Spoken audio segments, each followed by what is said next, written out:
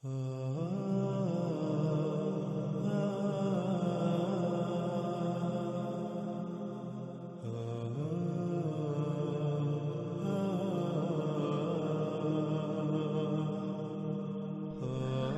ہم بات کر رہے ہیں علامات و اشراط کی سب سے آخری اور بڑی علامات و اشراط الساعۃ میں سے ایک دخان پر۔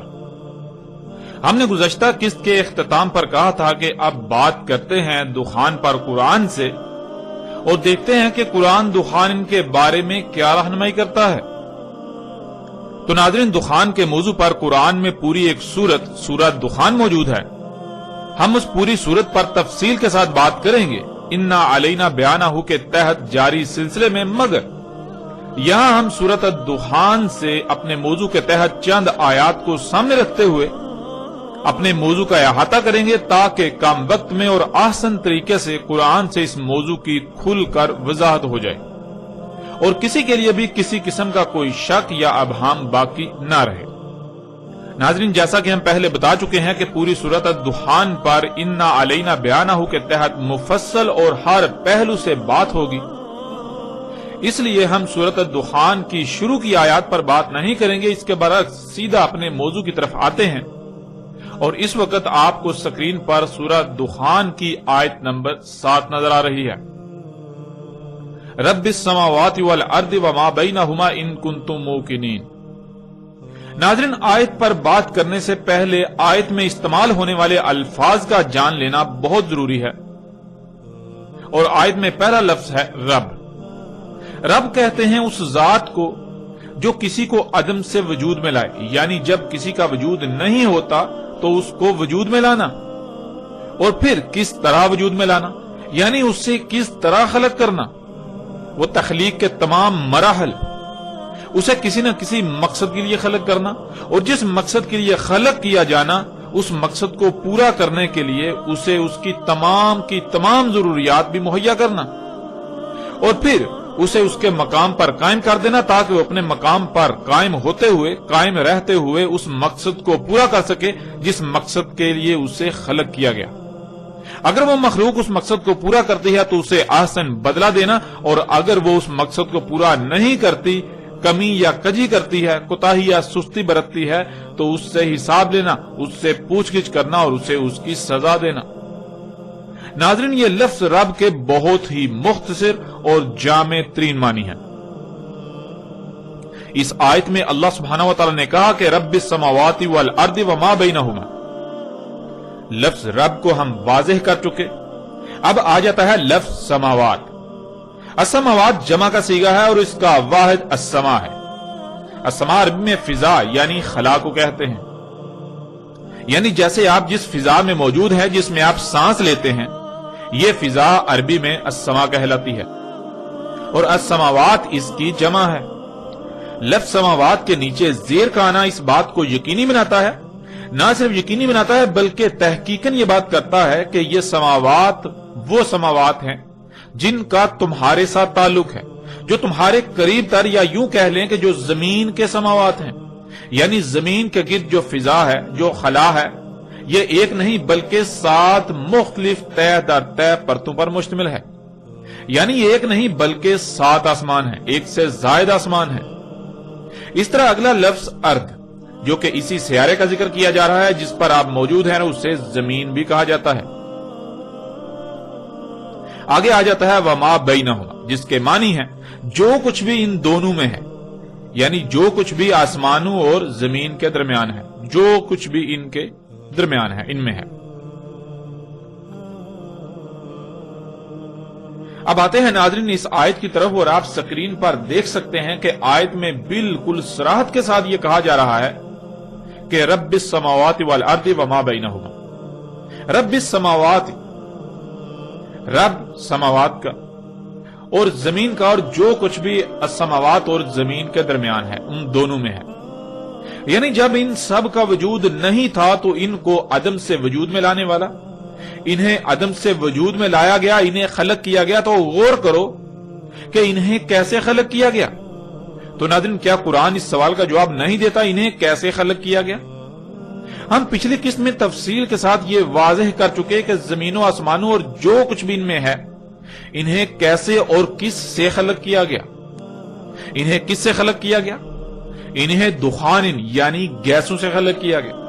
جیسا کہ آپ اس آیت کو اپنی سکرین پر دیکھ سکتے ہیں کہ سورہ فصلت کی آیت نمبر 11 میں اللہ سبحانہ و تعالیٰ نے بالکل واضح الفاظ میں یہ بات بتا دی کہ زمین و آسمان خلق سے پہلے دخان یعنی گیسیں تھیں۔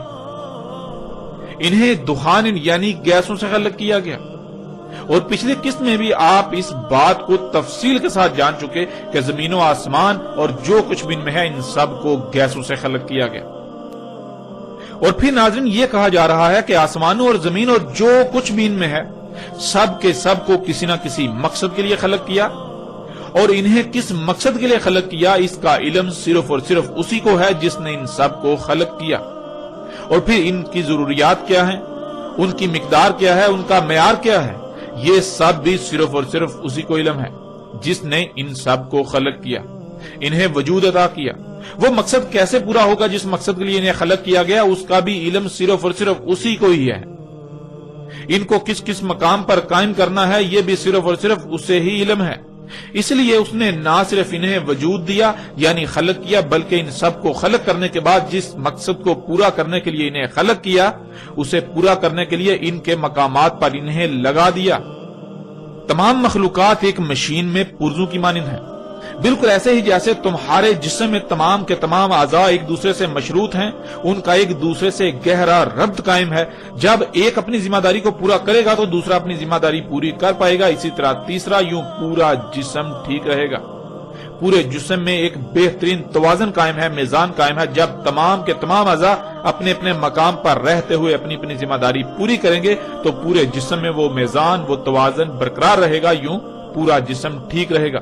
بالکل یہی مثال آسمانوں، زمین اور ان میں جو کچھ بھی موجود ہے ان سب کی ہے۔ یوں ایک بہترین اور پیچیدہ ترین میزان وضع کر دیا۔ وہ میزان تب تک برقرار رہے گا جب تک یہ تمام کی تمام مخلوقات یعنی آسمان اور زمین اور جو کچھ بھی ان میں ہے یہ سب کا سب اپنے اپنے مقام پر رہتے ہوئے اپنی اپنی ذمہ داری پوری کرے گا۔ ورنہ اگر کسی ایک نے بھی اس ذمہ داری کو ترک کر دیا، سستی کی یا لاپرواہی کی، یا کسی ایک نے بھی رائے برابر تبدیلی کی، یا کسی ایک کو بھی اس کے مقام سے ہٹا دیا گیا، اس کے مقام میں تبدیلی کی گئی، اس میں کوئی بدلاؤ کیا گیا تو میزان برقرار نہیں رہے گا، میزان میں خسارہ ہوگا اور نتیجتاً سب کچھ درہم برہم ہو جائے گا۔ اور پھر ایسا نہیں ہے کہ وہ ذات جس نے وجود دیا وہ پوچھ گچھ نہ کرے یا پھر وہ سزا نہ دے، بلکہ وہ ذات جس نے انہیں وجود دیا وہ انتہائی سخت پکڑ بھی پکڑنے والی ہے، وہ سخت ترین پکڑ بھی کرتی ہے، وہ حساب لیتی ہے، وہ پوچھ گچھ بھی کرتی ہے۔ اب ناظرین سوال یہ پیدا ہوتا ہے کہ یہ سب کن کو کہا جا رہا ہے؟ آپ سب یہ جانتے ہیں کہ قرآن اللہ کا کلام ہے، یعنی اس قرآن میں جو کچھ بھی آیات کی صورت میں مذکور ہے یہ اللہ کی اول تا آخر ہر لمحہ تمام کے تمام انسانوں سے کی گئی گفتگو ہے جو کہ آیات کی صورت میں اس قرآن میں موجود ہے۔ یہ قرآن اللہ کا کلام ہے، یعنی پیچھے آسمانوں اور زمینوں اور جو کچھ بھی ان میں ہے ان کے بارے میں جو کہا گیا، جو بتایا گیا، یہ اللہ کا انسانوں سے کلام ہے۔ انسانوں سے اللہ یہ کہہ رہا ہے، اور کیوں کہہ رہا ہے؟ اس لیے کہہ رہا ہے کہ تم ایسا مت کرنا، تم اس بات کا خیال رکھنا کہیں بھی کوئی چھیڑ چھاڑ نہ کرنا، کیونکہ سب کچھ تم پر واضح کر دیا گیا۔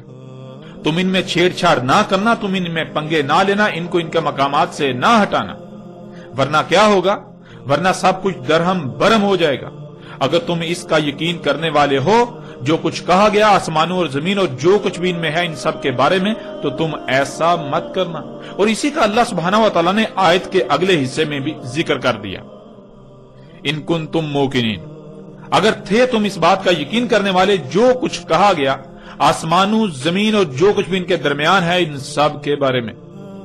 اب ناظرین ذرا غور کریں، جب اللہ سبحانہ و تعالیٰ نے آسمانوں، زمین اور جو کچھ بھی ان میں ہے ان سب کے بارے میں سب کچھ واضح کر دیا، ان سب کو گیسوں سے خلق کیا گیا۔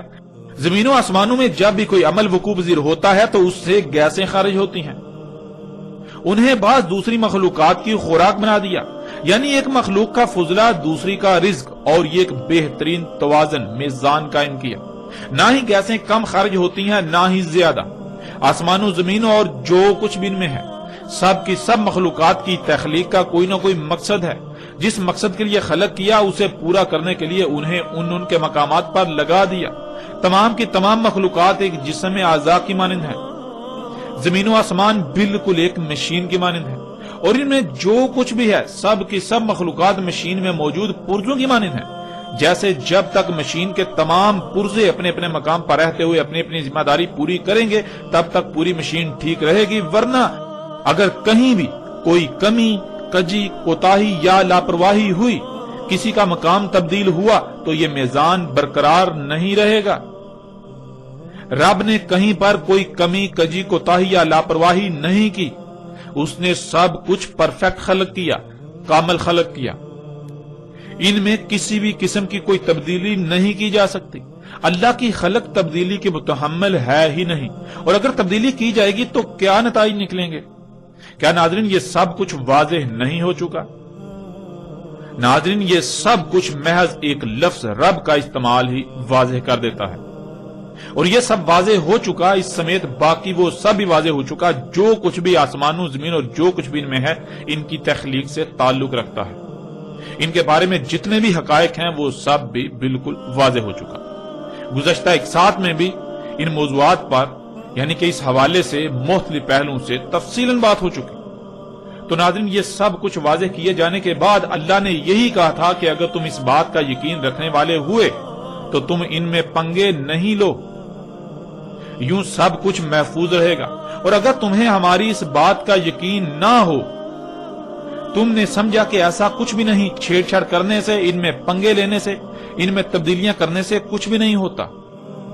فطرت میں تبدیلیاں کرنے سے، فطرت کو بدلنے سے، اس میں چھیڑ چھاڑ کرنے سے کچھ بھی نہیں ہوگا۔ تو پھر یہ بات جان لو کہ جو اللہ سبحانہ و تعالیٰ نے اگلی آیت میں کہہ دی۔ اللہ سبحانہ و تعالیٰ اس میں کہتے ہیں لا الہ الا ہوا یحیی و یمیت ربکم و رب آبائکم الاولین۔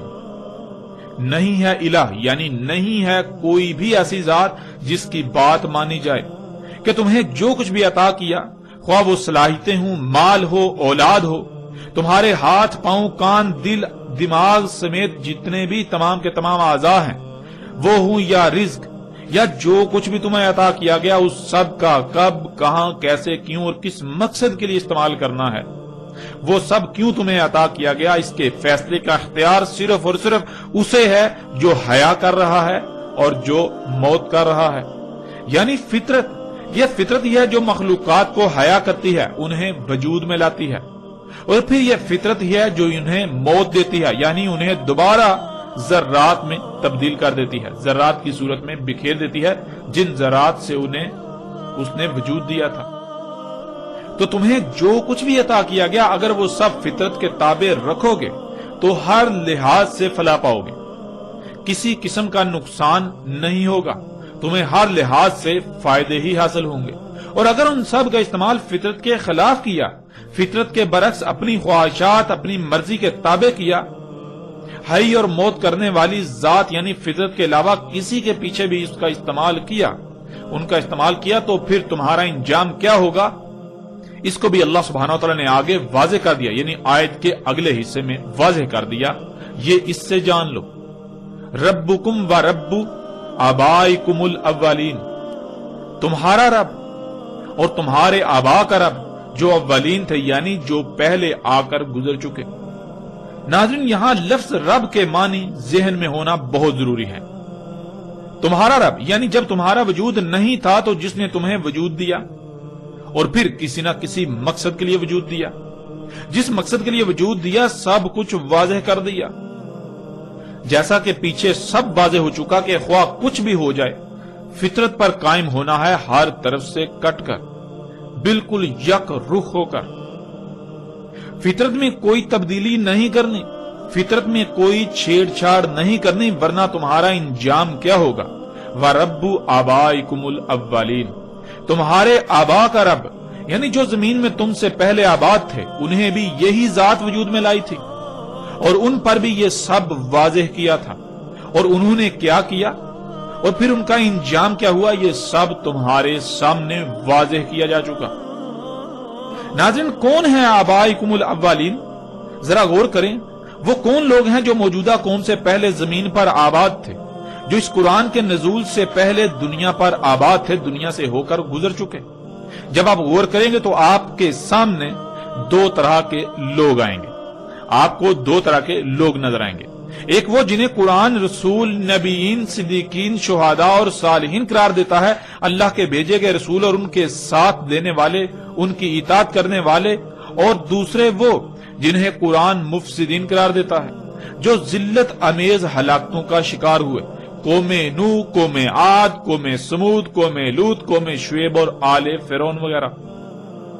یہی ناظرین اللہ سبحانہ و تعالی یہاں کہہ رہا ہے کہ اب فیصلہ تمہارے اپنے ہاتھ میں ہے، کہ جو کچھ تمہیں آسمانوں، زمین اور جو کچھ بھی ان میں ہے ان کے بارے میں بتایا گیا، اس پر یقین کرتے ہوئے کسی قسم کی کوئی چھیڑ چھاڑ نہیں کرتے، کوئی تبدیلی نہیں کرتے، ان میں پنگے نہیں لیتے، اور ہر طرف سے کٹ کر فطرت پر قائم ہوتے ہوئے اور رسولوں اور ان کے ساتھیوں، نبیین، صدیقین، شہداء اور صالحین میں شامل ہوتے ہو، یا پھر تم بھی حق ہر لحاظ سے کھل جانے کے بعد یقین کرنے کے بجائے یہی کہتے ہو کہ نہیں، زمین و آسمانوں میں پنگے لینے سے کچھ نہیں ہوگا، ان میں تبدیلیاں کرنے سے کچھ نہیں ہوگا، ایسا کچھ نہیں، جو جی میں آئے کرو، جو جی چاہے کرو، اللہ کی آیات میں جو کہ اللہ کی مخلوقات ہیں ان میں چھیڑ چھاڑ کرو، ان کو ان کے مقامات سے ہٹاؤ، ان کو جیسے جی چاہے استعمال کرو، خود خالق بن بیٹھو۔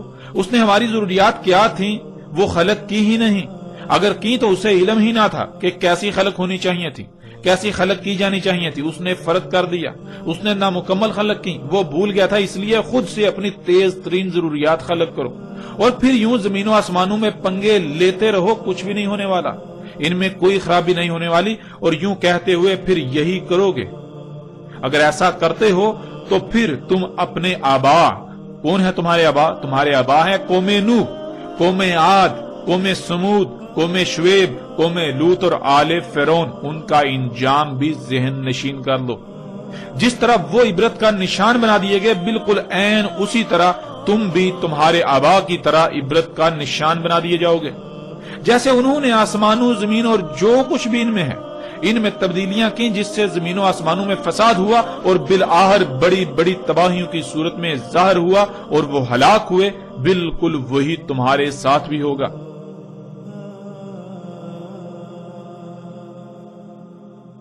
اب ناظرین، یہاں تک اللہ سبحانہ و تعالی نے نہ صرف آسمانوں، زمین اور جو کچھ بھی ان میں ہے ان سب کے بارے میں سب حقائق کھول کھول کر واضح کر دیے، بلکہ انسانوں کو ہر لحاظ سے متنبہ بھی کر دیا کہ اگر وہ اللہ کو الہ بناتے ہیں، یعنی فطرت پر قائم ہوتے ہیں، تو ان کا شمار کن میں ہوگا، اور اگر وہ اللہ کی دعوت کا یقین کرنے کے بجائے، یعنی جب انہوں نے اللہ کی بات کو نہ مانا، اس میں شک کیا اور آسمانوں، زمین اور جو کچھ بھی ان میں ہے ان میں پنگے لیے، تو نتیجتاً تباہیاں آنا شروع ہوئیں، تو بجائے اس کے کہ وہ اپنی آنکھوں سے یہ سب دیکھ کر اللہ کی دعوت، اللہ کی بات کا یقین کر لیتے اور باز آ جاتے فساد کرنے سے اور دنیا اور آخرت کی ہلاکت سے بچ جاتے، بلکہ انہوں نے اپنی آنکھوں سے دیکھ کر یقین کرنے اور فطرت میں چھیڑ چھاڑ کرنے، اس میں تبدیلیاں کرنے سے باز آنے کے بجائے اپنی اسی روش کو برقرار رکھا، تو پھر ان کا انجام کیا ہوگا، یعنی پھر ان موجودہ انسانوں کا انجام کیا ہوگا، یہ سب بھی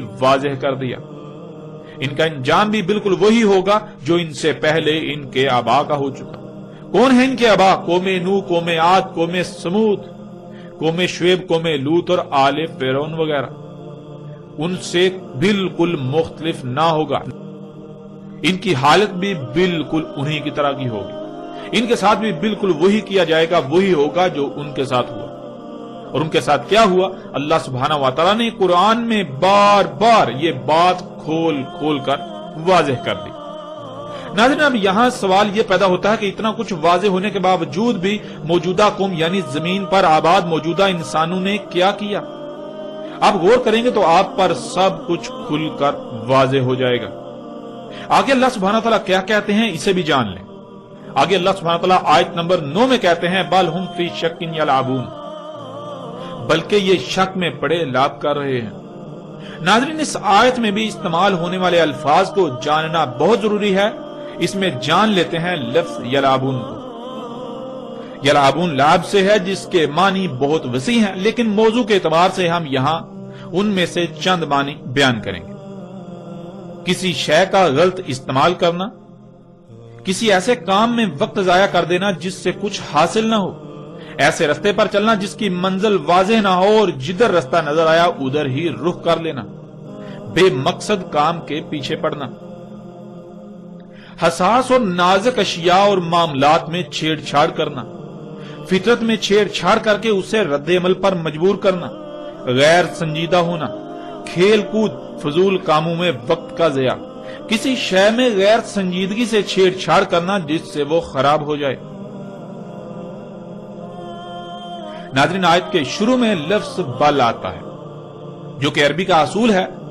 बल लफ्ज वहां इस्तेमाल होता है जहां सब कुछ वाज़े हो जाने के बावजूद भी वही करना। बल हुम फी शक्किन, यानी जब उन्होंने अल्लाह की दावत को, अल्लाह की इस बात को, इन हकायक को तस्लीम ना किया जो अल्लाह ने आसमानों, जमीन और जो कुछ भी इनके दरमियान में है इनके बारे में कहा, इसे तस्लीम ना किया और उल्टा वही किया जिससे अल्लाह ने मना किया था।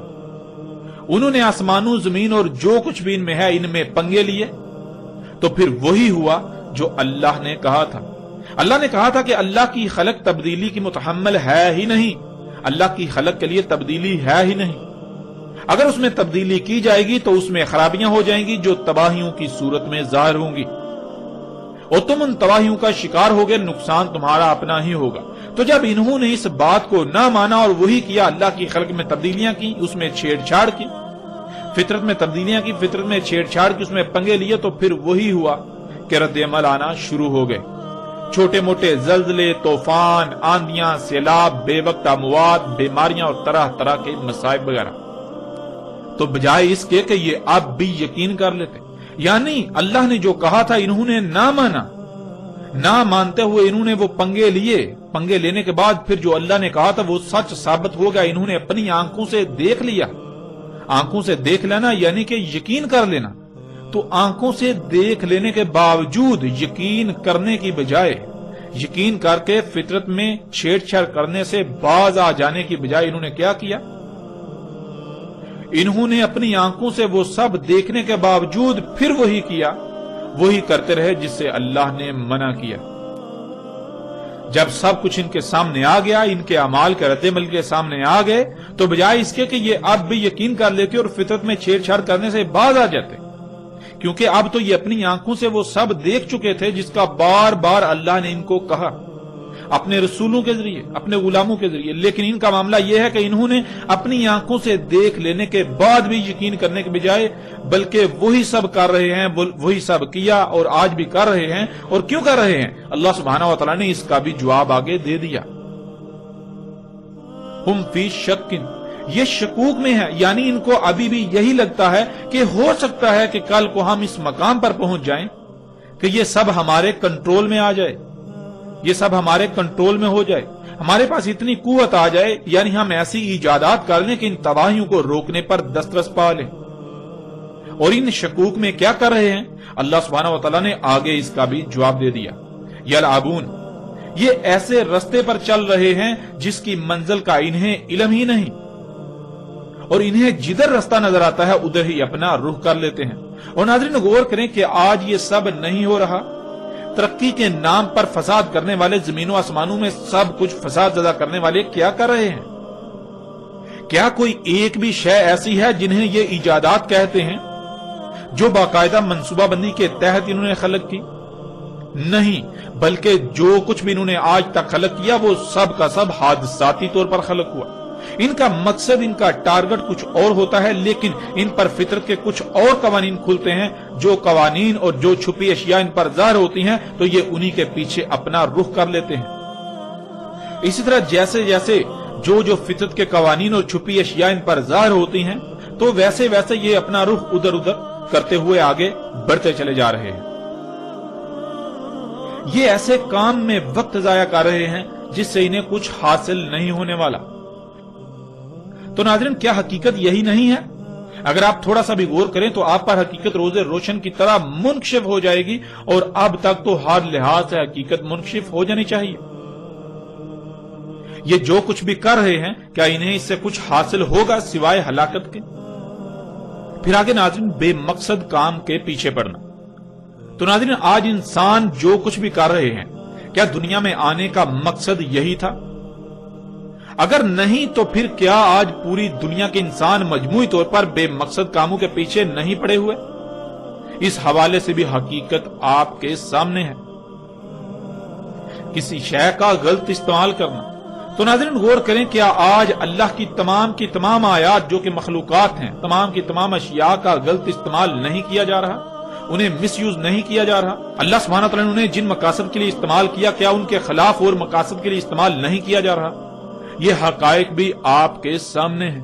اللہ سبحانہ وتعالی نے خام تیل کس مقصد کے لیے خلق کیا؟ اللہ سبحانہ وتعالی خام تیل سے زمین پر حیات کو وجود دیتے ہیں۔ کبھی آپ نے غور کیا آپ کے جسم پر بال جو کہ نائلون ہے، فلیکسیبل پلاسٹک، آپ کے جسم پر ناخن یہ پلاسٹک ہے، یہ کہاں سے آ گیا؟ کبھی آپ نے غور کیا آپ کے جسم کے اندر چربی جو کہ تیل ہے، آپ کی ہڈیاں کس سے بنی؟ وہ مواد، وہ میٹیریل کہاں سے آیا؟ غور کریں، جو آپ کھاتے ہیں آپ اس سے بنے۔ آپ کیا کھاتے ہیں؟ آپ گوشت کہاں سے بنا؟ نباتات سے۔ آپ نباتات، فصلیں، پھل پھول کھاتے ہیں، وہ کہاں سے نکلیں؟ زمین سے۔ زمین کے اندر وہ مواد خام صورت میں کہاں موجود ہے؟ زمین کے اندر اس کو اللہ سبحانہ وتعالی نے خام تیل کی صورت میں، جسے اللہ سبحانہ نے قرآن میں بار بار 3 کہا، کالے رنگ کا کیچڑ، وہ زمین کے اندر رکھ دیا۔ تو غور کرے، کیا اس 3 کو، کالے رنگ کے کیچڑ کو جسے آپ آج خام تیل کہتے ہیں، اس کا غلط استعمال نہیں کیا جا رہا؟ اس طرح اللہ سبحانہ نے جو قوتیں اس دنیا میں بچھائی تھیں، جو قوتیں اس زمین کا، دنیا کا نظام چلا رہی ہیں، جنہیں اللہ سبحانہ نے قرآن میں ملائکہ کہا اور آج آپ انہیں سگنلز کا نام دیتے ہیں، کیا ان کا غلط استعمال نہیں کیا جا رہا؟ کیا آج اللہ کی تمام مخلوقات کا غلط استعمال نہیں کیا جا رہا؟ حقیقت ہر لحاظ سے آپ کے سامنے ہے۔ پھر آگے ناظرین، حساس اور نازک اشیاء اور معاملات میں چھیڑ چھاڑ کرنا۔ تو ناظرین غور کریں، زمین و آسمان اور جو کچھ بھی ان میں ہے، یہ سب کیا انتہائی حساس ترین اشیاء اور معاملات نہیں ہیں؟ اور کیا آج مجموعی طور پر پوری دنیا کے انسان اللہ کی اس انتہائی حساس ترین، پیچیدہ ترین مشین زمین اور اس کے گرد گیسوں کی 7 تہ در تہ پرتوں اور جو کچھ بھی ان میں ہے، ان میں چھیڑ چھاڑ نہیں کر رہے؟ ان میں بگاڑ پیدا نہیں کر رہے؟ ان میں خرابیاں نہیں کر رہے؟ حقیقت ہر لحاظ سے آپ کے بالکل سامنے ہے۔ فطرت میں چھیڑ چھاڑ کر کے اسے رد عمل پر مجبور کرنا۔ تو ناظرین، کیا آج پوری دنیا کے انسان فطرت میں چھیڑ چھاڑ نہیں کر رہے؟ ذرا غور تو کریں، خود کو ڈاکٹر کہلوانے والے کیا کر رہے ہیں؟ یہ میڈیکل انڈسٹری کیا کر رہی ہے؟ فطرت میں چھیڑ چھاڑ، اللہ کی مخلوقات کی چیر پھاڑ، ان میں پنگے لے رہے ہیں، تحقیق کے نام پر فساد در فساد کر رہے ہیں۔ تو پھر کیا فطرت رد عمل ظاہر کرنے پر مجبور نہیں ہوگی؟ کیا فطرت رد عمل ظاہر نہیں کرے گی؟ حقیقت آپ کے سامنے ہے۔ کیوں نہیں، بلکہ آپ یہ سب آج اپنی آنکھوں سے دیکھ رہے ہیں۔ جس قدر میڈیکل کا شعبہ بڑھتا جا رہا ہے، اس قدر طرح طرح کی بیماریاں بھی بڑھتی چلی جا رہی ہیں۔ انجینئرز کو لے لیں، وہ کیا کر رہے ہیں؟ وہ فطرت میں چھیڑ چھاڑ کر کے فطرت کو رد عمل پر مجبور کر رہے ہیں۔ کیا وہ ایسا نہیں کر رہے؟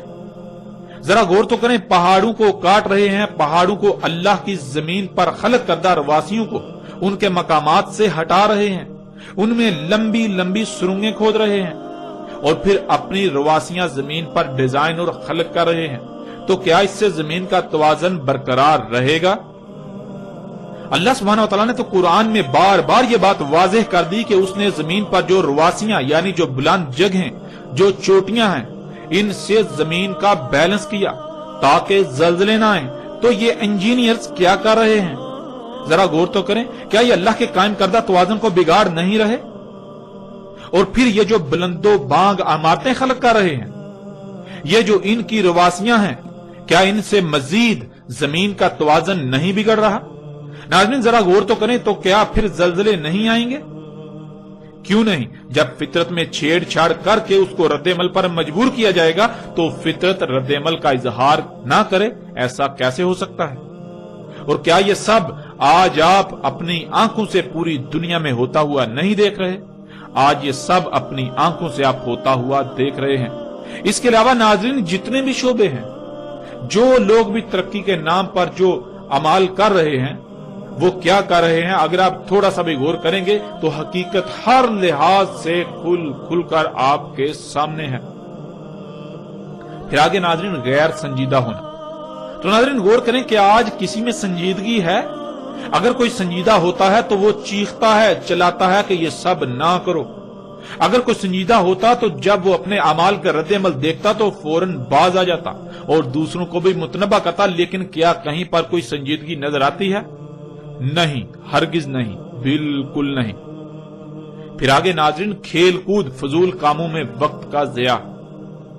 آج پوری دنیا کے انسانوں کو دیکھیں تو آپ کو یہی نظر آئے گا کہ بجائے یہ کہ وہ اللہ کی دعوت کو تسلیم کرتے، اگر نہیں تو اپنی آنکھوں سے دیکھ لینے کے بعد یقین کرتے اور عملاً میدان میں اترتے، لوگوں کو متنبہ کرتے، دنیا میں آنے کے مقصد کو پہچان کر اس پر قائم ہوتے، دوسروں پر وہ مقصد واضح کرتے، مگر یہاں تو گنگا الٹی ہی بہہ رہی ہے۔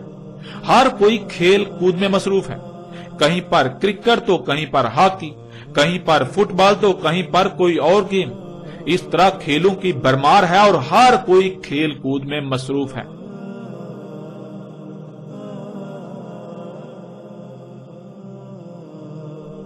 کسی کو رائے برابر بھی احساس نہیں کہ اس کے ان اعمال کا انجام کیا سامنے آنے والا ہے۔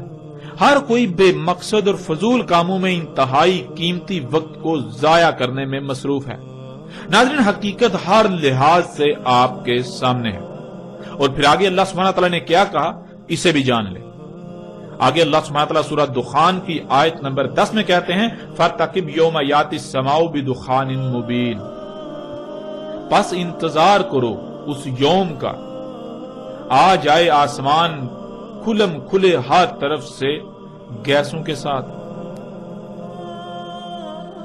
یعنی جب نہ صرف تم پر ہر لحاظ سے حق واضح کر دیا بلکہ تم وہ سب اپنی آنکھوں سے ہوتا ہوا بھی دیکھ چکے، اس کے باوجود تم یلعبون ہی کر رہے ہو، یعنی وہی سب کرتے ہو، فطرت میں چھیڑ چھاڑ کرتے ہو، فطرت میں تبدیلیاں، اللہ کی خلق میں تبدیلیاں، فضول کاموں میں وقت کا ضیاع، فطرت میں پنگے لینے سے جو تمہارے سامنے آیا اسی کے پیچھے ہو لیے، اور ترقی کے نام پر فساد کرتے جا رہے ہو۔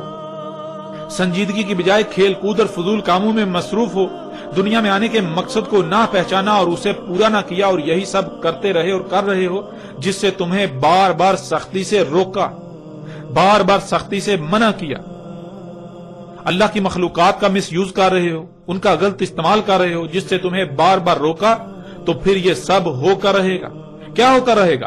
قریب ہی بہت جلد ایک ایسی مدت آئے گی، ایک ایسا پیریڈ آئے گا، ایسا وقت آئے گا کہ آسمان یعنی وہ فضا جس میں تم سانس لیتے ہو، جس میں تم رہ رہے ہو، وہ ہر طرف سے ہر لحاظ سے گیسوں سے بھر جائے گی۔ اور ناظرین ایسا کیوں نہ ہو، کیا آپ یہ نہیں جان چکے کہ آسمان و زمین اور جو کچھ بھی ان میں ہے، ان سب کو اللہ سبحانہ و تعالیٰ نے گیسوں سے خلق کیا؟ جب آپ یہ بات جان چکے اور پھر جب آپ آسمان و زمین اور جو کچھ بھی ان میں ہے ان میں پنگے لیں گے، آپ یہ بات جان چکے کہ ان میں پنگے لیے جائیں گے، ان میں ترقی کے نام پر چھیڑ چھاڑ کی جائے گی، تو پھر کیا گیسیں خارج نہیں ہوں گی؟ کیوں نہیں، ضرور، بالکل ضرور خارج ہوں گی، کیونکہ جب یہ سب کچھ گیسوں سے خلق کیا تو جب ان کو کیمیا یا عمل سے گزارا جائے گا، ان میں پنگے لیے جائیں گے، جب کچھ خود سے خلق کیا جائے گا تو ظاہر ہے گیسیں تو خارج ہوں گی۔ ناظرین ذرا غور کریں، جس سواری پر آپ سوار ہوتے ہیں، آپ کے سفر کے ذرائع، کیا وہ طرح طرح کی زہریلی گیسیں خارج نہیں کر رہے؟ آپ کے گھر میں الیکٹرانکس یعنی بجلی کا تمام سامان طرح طرح کی نہ نظر آنے والی انتہائی خطرناک گیسیں خارج نہیں کر رہا؟ وہ آپ کا ٹی وی ہو یا کمپیوٹر، وہ آپ کی فریج ہو یا اے سی، یہاں تک کہ آپ کی جیب یا آپ کے ہاتھ میں موجود موبائل، ہر شے طرح طرح کی زہریلی گیسیں خارج کر رہی ہے۔ آپ جو کچھ بھی استعمال کرتے ہیں، وہ برتن ہوں یا کپڑے، وہ جوتے ہوں یا آپ کی طرح طرح کی رنگ برنگی خوراکیں، خواہ وہ مشروبات ہوں، کیا کبھی آپ نے غور کیا ان کی تخلیق میں؟ جن کارخانوں میں وہ تیار ہوتی ہیں ان سے کس قدر زہریلی گیسیں خارج ہوتی ہیں؟ ان کی تخلیق کے مراحل کیا ہے؟ ان کی تخلیق کے مراحل سے کس قدر زہریلی گیسیں خارج ہو رہی ہیں؟ آپ جتنی بھی مشینیں استعمال کرتے ہیں ان کی چمنیوں میں غور کریں، جن گاڑیوں پر آپ سفر کرتے ہیں، جن ٹرینوں پر آپ سفر کرتے ہیں، جن جہازوں پر آپ سفر کرتے ہیں، وہ سب کی سب اشیاء کیا خارج کر رہی ہیں؟ کیا وہ طرح طرح کی گیسیں خارج نہیں کر رہی؟ ناظرین، حقیقت ہر لحاظ سے آپ کے سامنے ہے، اور کیا آج وہ یوم یعنی وہ مدت نہیں آ چکی جو ایسی مدت ہونا تھی جس دوران یہ آسمان یعنی یہ فضا ہر طرح سے، ہر لحاظ سے گیسوں سے بھر جانا تھی؟ ناظرین، حقیقت آپ کے سامنے ہے، آج پوری دنیا ان گیسوں سے بھر چکی۔ یہ پہلا آسمان جس میں آپ موجود ہیں، جس میں آپ سانس لیتے ہیں، یہ آپ کے اپنے ہی کرتوتوں سے خارج ہونے والی طرح طرح کی زہریلی گیسوں سے بھر چکا۔ کیا آپ کو یہ سب نظر نہیں آ رہا؟ کیا آپ اندھے ہیں؟ کیا آپ اللہ کے قانون میں اموات ہیں؟ کیا آپ قبروں میں ہیں؟ کیا آپ اللہ کے قانون میں محض چوپائے ہیں؟ ناظرین، غور تو کریں، کیا یہ سب آج آپ کو نظر نہیں آ رہا؟ جبکہ یہ اٹل حقیقت ہے، اس کے باوجود اگر آپ کو نظر نہیں آ رہا تو اللہ سبحانہ وتعالی قرآن میں بار بار ایسوں کو اموات قرار دیتا ہے، ایسوں کو قبروں میں قرار دیتا ہے، ایسوں کو چوپائے یا پھر شر الدواب قرار دیتا ہے۔ یہ جو چلنے پھرنے والی رینگنے والی مخلوقات ہیں، ان میں سے جو سب سے شر ہیں وہ قرار دیتا ہے، یعنی جن کی وجہ سے زمین و آسمانوں میں سب کو نقصانات، تباہیاں لاحق ہوتی ہیں، جن سے فائدہ حاصل ہونے کی کوئی توقع ہو ہی نہیں سکتی۔ تو ناظرین، حقیقت کیا ہے؟ آپ غور کریں، آپ کو یہ بھی سمجھ آ جائے گی کہ آپ کا شمار اللہ کے قانون میں کن لوگوں میں ہے، کہاں پر ہے، آپ کہاں کھڑے ہیں۔ آپ اللہ کے قانون میں حیا ہیں یا پھر آپ اللہ کے قانون میں اموات ہیں، قبر میں ہیں۔ تو ناظرین، جان لے یہ حقیقت آپ کی آنکھوں کے سامنے ہے، اس کو آپ جھٹلا نہیں سکتے۔ اگر آپ اسے تسلیم کرنے سے انکار کرتے ہیں تو نقصان آپ کا اپنا ہی ہوگا، کسی دوسرے کا نہیں۔ آج اگر آپ نہیں تسلیم کرتے اور اپنی سابقہ روش کو برقرار رکھتے ہیں تو جان لیں ان قریب آپ چیخ چیخ کر تسلیم کرنے کا اعلان کریں گے، لیکن تب کوئی نفع نہ دے گا، تب آپ کا ماننا فرعون کے ماننے کی مثل ہوگا۔ تو ناظرین، بڑھتے ہیں آگے اور دیکھتے ہیں کہ اللہ سبحانہ و تعالی نے سورہ دخان کی اگلی آیت میں کیا کہا۔ آگے اللہ سبحانہ و تعالی کہتے ہیں سورہ دخان آیت نمبر 11، یغشی الناس ھذا عذاب علیم، جو انسانوں کو ڈھانپ لے گا یہ سزائے علیم ہے، عذاب علیم ہے۔ اللہ سبحانہ و تعالی نے اس آیت میں یہ بات واضح کر دی کہ جب وہ مدت آئے گی کہ آسمان کھلم کھلا ہر لحاظ سے، ہر طرف سے گیسوں سے بھر جائے گا، یعنی یہ فضا جس میں آپ موجود ہیں یہ گیسوں سے بھر جائے گی، تو کیا ہوگا؟ یغشی الناس، انسانوں کو ڈھانپ لیں گی، یعنی جیسے رات کو اندھیرا چھا جاتا ہے کہ ہر شے کو ڈھانپ لیتا ہے، بالکل ایسے ہی یہ گیسیں انسانوں کو ڈھانپ لیں گی۔ یہاں یہ بات ذہن میں ہونا بہت ضروری ہے کہ اندھیرے کو انسانی آنکھ دیکھنے کی صلاحیت رکھتی ہے، لیکن انسانی آنکھ تمام کی تمام گیسوں کو دیکھنے کی صلاحیت نہیں رکھتی، ماں سوائے صرف چند دیکھ کے۔ اس لیے اس وقت جب وہ مدت آئے گی، وہ پیریڈ آئے گا، تو اس وقت یہ گیسیں ایسے ہی موجود ہوں گی جیسے اندھیرا چھا جاتا ہے، لیکن عام انسانی آنکھ سے نظر نہیں آئیں گی، یعنی اس طرح نظر نہیں آئیں گی، عام انسانی آنکھ سے نظر آنے میں اس طرح نہیں ہوں گی۔ البتہ اگر ایسا آلہ ہو جس سے ان گیسوں کو دیکھنے کی صلاحیت حاصل ہو جائے تو اس آلے سے آسمان یعنی یہ فضا ایسے ہی نظر آئے گی جیسے کہ اندھیرا چھایا ہوا ہو، یعنی یہ گیسیں اس طرح چھائی ہوئی نظر آئیں گی جیسے اندھیرا چھا جاتا ہے، یعنی جیسے آپ دیکھتے ہیں کہ آج کل سموگ ظاہر ہوتی ہے جو بالکل دھند کی طرح نظر آتی ہے، لیکن وہ دھند نہیں بلکہ یہی گیسیں ہوتی ہیں جو انسانوں کے مفسد اعمال سے خارج ہوئیں، جو محض اس وجہ سے ظاہر ہوتی ہیں کہ جب کوئی کیمیائی عمل ان میں وقوع پذیر ہوتا ہے، یعنی موسم کے اتار چڑھاؤ کی وجہ سے وہ آپس میں جب ان کا اختلاط ہوتا ہے تو ان کا کچھ وقت کے لیے ظہور ہو جاتا ہے۔ جیسے مثال کے طور پر جب آپ یہ گیسیں اپنی گاڑی یا کسی آپ فیکٹری کی چمنی سے دیکھتے ہیں خارج ہو رہی ہیں، تو جب خارج ہو رہی ہیں تو اس وقت وہ نظر آ رہی ہوتی ہیں، لیکن تھوڑی دیر بعد وہ انویزیبل یعنی کہ نظر آنا بند ہو جاتی ہیں، وہ نظر نہیں آتی۔ بالکل اسی طرح یہ جسے آپ سموگ کہتے ہیں یہی گیسیں ہیں، اسی طرح اس فضا میں موجود ہیں لیکن نظر نہیں آ رہی۔ جب ان میں موسم کی وجہ سے کوئی کیمیائی ریاکشن ہوتا ہے، کوئی عمل ہوتا ہے تو اس عمل کے رد عمل میں یہ دوبارہ یہ ظاہر ہو جاتی ہیں. اور یہ کیوں ظاہر ہوتی ہیں؟ جسے آپ سموک کہتے ہیں آج کل، یہ اللہ کی آیات میں سے ہے. یہ انسانوں کو یہ دکھانے کے لیے ہے کہ عقل کے اندھو دیکھو، آج یہ فضا ان گیسوں سے بھر چکی. یہ صرف اور صرف آپ کو دکھانے کے لیے اللہ نے قانون میں ایسا کر دیا کہ وقتاً فوقتاً یہ اس طرح ظاہر ہوتی رہیں، تاکہ آپ پر یہ چیز بالکل واضح کر دی جائے کہ یہ اس طرح سے آپ کو لپیٹ میں لے چکی ہوئی ہیں، انہوں نے اس طرح سے آپ کو ڈانپ لیا ہوا ہے. تو ناظرین، جب دنیا میں یہ حالت ہو جائے گی تب اس وقت اللہ انسانوں سے کلام کرتے ہوئے یہ کہہ رہا ہے، ھذا عذاب علیم، یہ عذاب علیم ہے. ناظرین، یہاں یہ بات ذہن میں ہونا بہت ضروری ہے کہ اللہ انسانوں کو عربی کے محض ان 3 الفاظ میں ایسا نہیں کہہ رہا، بلکہ اللہ تو انسانوں سے کلام کرتا ہے، انسانوں سے گفتگو کرتا ہے جیسے اس کا قانون ہے. اور اللہ کا قانون یہ ہے کہ اللہ انسان چونکہ بشر ہیں تو انہی میں سے کسی بشر کا انتخاب کرتا ہے، اور اس کے ذریعے سے یعنی اس بشر کے ذریعے سے اللہ انسانوں سے انہی کی زبان میں کلام کرتا ہے، گفتگو کرتا ہے. تو جب دنیا میں یہ وقت آ گیا کہ یہ فضا ہر طرف سے کھلم کھلا گیسوں سے بھر چکی، جو کہ انسانوں کے اپنے ہی مفسد اعمال کی وجہ سے ہوا، اور وہ گیسیں انسانوں کے لیے عذاب علیم یعنی ان کے اپنے ہی مفسد اعمال کی سزا بن جائیں گی، تو اس وقت اللہ اپنے کسی عبد بشر یعنی اپنے کسی غلام بشر کے ذریعے انسانوں سے کھول کھول کر یہ کہہ رہا ہے، انسانوں سے کلام کر رہا ہے کہ یہ تمہارے اپنے ہی برے اعمال کی سزا ہے تمہارے لیے.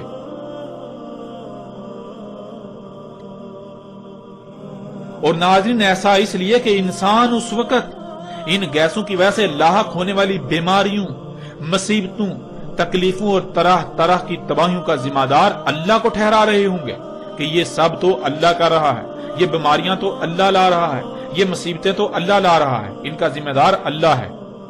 آج اگر بیماریاں بڑھ گئیں تو اللہ یہ بیماریاں لا رہا ہے، یعنی اپنے مفسد اعمال کے رد عمل کا ذمہ دار اللہ کو ٹھہرا رہا ہوگا. لیکن اس وقت اللہ اپنے ایک غلام کے ذریعے، ایک بشر غلام کے ذریعے انسانوں سے یہ کہہ رہا ہوگا کہ یہ سب اللہ نہیں کر رہا، اللہ ظالم نہیں ہے، اللہ ظلم نہیں کرتا، اللہ پر بہتان عظیم مت باندھو، یہ سب تمہارے اپنے مفسد اعمال کے نتائج ہیں، یہ سب کا سب اسی فساد کا اظہار ہے جو تم نے آج تک اپنے ہاتھوں سے کیا. اس لیے اللہ پر الزام تراشی مت کرو، اپنے کیے ہوئے فساد کے اظہار کی ذمہ داری اللہ پر مت تھوپو. اللہ سبحان ہے، اللہ اس سے پاک ہے کہ وہ کوئی ایسا کام کرے جس سے فساد ہو، جس سے تباہی آئے. اللہ فرط نہیں کرتا. اللہ نے جو کچھ بھی خلق کیا سب کچھ کامل پرفیکٹ خلق کیا، وہ عیبدار خلق نہیں کرتا، وہ نقائص و خامیوں والا خلق نہیں کرتا، وہ سبحان ہے. آج جو خرابیاں تمہیں زمین و آسمانوں میں نظر آ رہی ہیں ان سب کا ذمہ دار تم انسان ہو، ان سب کے ذمہ دار تم بذات خود انسان ہو. یہ سب تمہارے اپنے ہی ہاتھوں سے کیے ہوئے کرتوتوں کا نتیجہ ہے، وہ کرتوت جنہیں تم آج تک ترقی کا نام دے رہے ہو، اس کے باوجود کہ تم پر سب کچھ ہر لحاظ سے کھول کھول کر واضح کیا جا چکا. تو ناظرین غور کریں، کیا آج یہ دخان، یہ گیسیں عذاب علیم نہیں بن چکی؟ اور پھر غور کریں، آج یہ مذہبی طبقہ، جب ان سے پوچھا جائے تو کیا یہ مذہبی طبقہ یہی نہیں کہتا اور انسانوں کی اکثریت یہی نہیں کہہ رہی کہ یہ بیماریاں، یہ تکلیفیں، یہ مصیبتیں، یہ طوفان، یہ آندیاں، یہ تباہیاں اللہ لا رہا ہے، یہ سونامی اللہ لا رہا ہے، ان کا ذمہ دار اللہ ہے؟ کیا یہ سب ایسا نہیں کہہ رہے؟ ایک طرف ان کی ذمہ داری اللہ پر ڈالتے ہیں اور دوسری طرف قرآن میں کیا پڑھتے ہیں؟ اللہ سبحان ہے. دن رات زبان سے رٹے لگاتے ہیں، اللہ سبحان ہے، اللہ سبحان ہے، اللہ سبحان ہے. کس سے اللہ سبحان ہے؟ ایک طرف قرآن میں اللہ یہ کہتا ہے کہ اللہ نے فرط نہیں کیا، اللہ نے جو کچھ بھی خلق کیا بالکل پرفیکٹ خلق کیا، اس میں کوئی خامیاں نہیں چھوڑی، اللہ خلق کرتے ہوئے کچھ بھول نہیں گیا تھا. اور دوسری طرف جب یہ تباہیاں آئیں تو اس کا ذمہ دار اللہ کو ٹھہراتے ہیں. کیوں؟ اتنا بڑا بہتان اللہ سبحانہ و تعالیٰ کی ذات پر انہیں کس نے یہ اختیار دیا؟ کیا کبھی انہوں نے غور و فکر کیا کہ یہ اللہ سبحانہ و تعالیٰ کی ذات پر کس قدر بہتان عظیم باندھ رہے ہیں؟ اپنے اعمال اپنے کرتوتوں کا ذمہ دار اللہ کو ٹھہرا رہے ہیں؟ کیا کبھی انہوں نے غور و فکر کیا؟ اور ناظرین غور کریں کہ آج یہ گیسیں عذاب علیم نہیں بن چکے؟ ان گیسوں کی وجہ سے ہر سال لاکھوں کی تعداد میں اموات، اور شاید ہی کوئی ایک بھی انسان ایسا ہو جو ان گیسوں کی وجہ سے متاثر نہ ہو، بلکہ ہر کوئی ان گیسوں کی وجہ سے طرح طرح کی بیماریوں کا شکار ہوئے۔ ان گیسوں کی وجہ سے موسموں کا نظام درہم برہم ہو چکا، جن سے آندیاں، طوفان اور بے وقت بارشیں ہو رہی ہیں، اور پھر سیلاب آ رہے ہیں۔ ان سیلاب کی وجہ سے طرح طرح کی تباہیوں کا انسانوں کو سامنا ہے، وباؤں بیماریوں کا سامنا ہے۔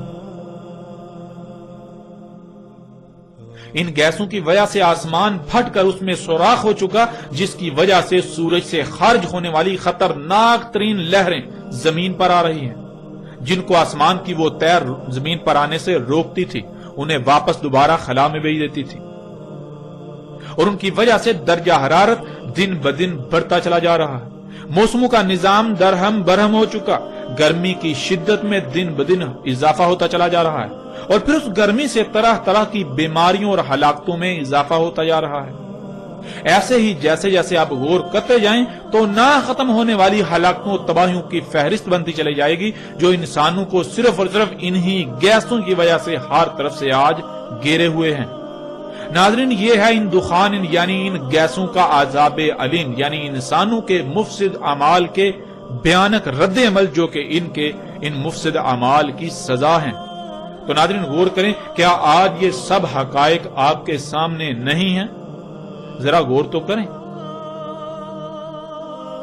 کیا یہ فضا دخان یعنی ان گیسوں سے ہر طرف سے نہیں بھر چکی؟ سکرین پر یہ تصاویر آپ اپنی آنکھوں سے دیکھ رہے ہیں۔ اپنے اخبارات ٹٹولیے، ان میں بھی آپ کو روزانہ کی بنیاد پر ایسی خبریں ملیں گی۔ کیا یہ دخان ان انسانوں کے لیے عذاب علیم کی صورت اختیار نہیں کر چکی؟ اور ناظرین، کیا کوئی ایسی شخصیت موجود ہے جو یہ حقائق ہر لحاظ سے آپ پر کھول کھول کر رکھ رہی ہے؟ ناظرین ذرا غور تو کریں، یہ سب آج آپ کے سامنے ہو رہا ہے، یہ سب حقائق آپ کے سامنے۔ اگر آپ ان حقائق سے آج اپنی آنکھیں بند کر لیں گے تو جان لیں ایک عظیم عذاب آپ کے بالکل سر پر آ چکا ہے۔ آج بے شک آپ کو ادراک نہیں ہو پا رہا، مگر جلد ہی جیسے ہی اس عذاب عظیم کو اپنی آنکھوں سے دیکھیں گے تو تب آپ کو ادراک ہو جائے گا۔